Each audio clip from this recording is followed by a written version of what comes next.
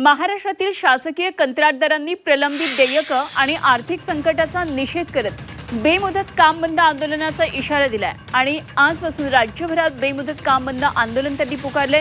या आंदोलनामुळे राज्यातल्या विविध विभागातील नवीन विकास कामं, सुरू असलेली कामं ठप्प होण्याची शक्यता आहे। सुमारे 96,000 कोटींची ही देयकं थकीत असल्यानं कंत्राटदार आता आक्रमक झालेले आहेत। 96,000 कोटीहून अधिक प्रलंबित देयकं ही त्वरित मिळावीत।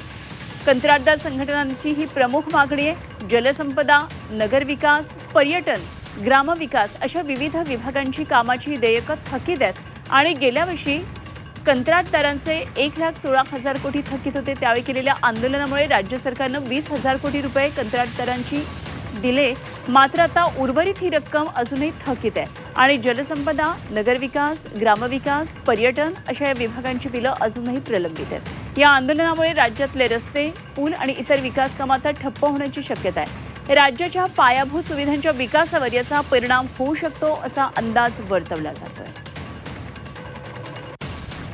शासनाने आमच्यावर ही वेळ आणलेली आहे की आम्हाला काम बंद करण्याशिवाय आता पर्याय नाहीये। आपण वारंवार शासन आम्हाला आश्वासन देते की मार्च पर्यंत आम्हाला पेमेंट देऊ, त्यामुळे मार्च मध्ये पण पेमेंट मिळाले नाही आणि पूर्ण राज्यात 96,000 कोटीचे प्रलंबित देयके असताना फक्त 15 ते 20% निधी शासन देत आहे। याच्यामुळे असं वाटतंय की शासन हे शासकीय कंत्राटदारांची फसवणूक करत आहे। संपूर्ण महाराष्ट्रात पूर्ण 36 जिल्ह्यात आजपासून आम्ही काम बंद आंदोलन करण्याचे आवाहन सगळ्या कंत्राटदार बंधूंना महाराष्ट्र कंत्राटदार महासंघातर्फे करण्यात आले आणि स्वयंपूर्तीने सगळे आजपासून कामं बंद करण्यात येणार आहे। काय परिणाम होऊ शकतो? कुठल्या कामं प्रभावित होतात?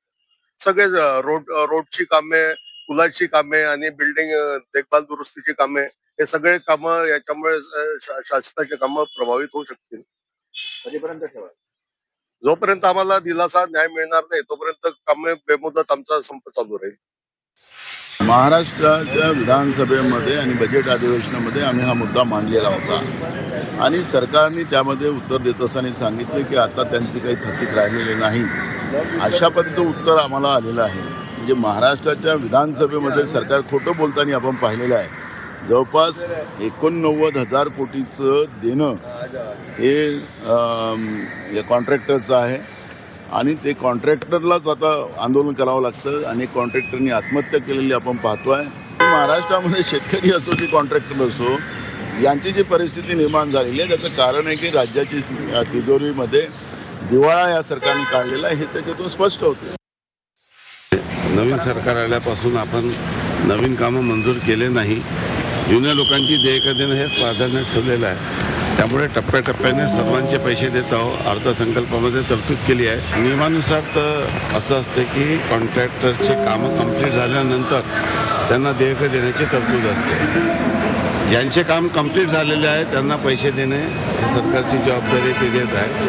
जर निधी देण्यामध्ये विलंब झाला तर अनेक कॉन्ट्रॅक्टर कोर्टात जातात, त्यांना व्याजासहित ते पैसे मिळतात। त्यामुळे शासनाला या गोष्टीची जाणीव आहे आणि आवश्यक ती तरतूद करून टप्प्याटप्प्याने सर्वांना निधी दिला जातो। कुठली काळजी करण्याची गरज नाही, योग्य समन्वय ठेवून सर्वांना निधी दिला जाईल।